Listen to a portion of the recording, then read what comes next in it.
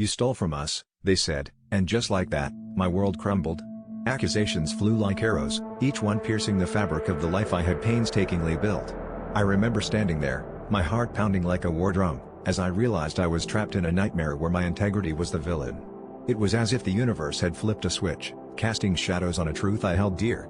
I felt the cold grip of injustice tightening around my throat, but somewhere in the cacophony of doubt, a quiet resolve began to rise.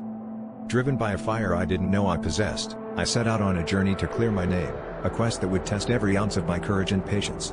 I dove into the depths of forgotten details, unearthing evidence that had been buried under layers of assumption. Along the way, I encountered allies in unexpected places, people who, like me, believed in the power of truth.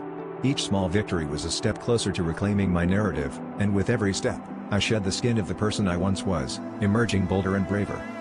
But the path was not without its trials. Doubt lingered, a constant companion whispering tales of defeat, yet it was in these moments of vulnerability that I discovered strength I never knew I had. I learned that resilience is not the absence of fear, but the courage to face it head-on. I stood tall against the storm, a warrior of my own making, driven by the belief that truth, like the sun, cannot stay hidden for long. In the end, vindication was sweeter than I ever imagined, but the true treasure lay in the transformation that the journey had wrought. I emerged not just with my name cleared, but with an unshakable belief in my own power. The world tried to write my story, but I took the pen back. I learned that adversity is a forge, and in its fires, I had found my inner warrior.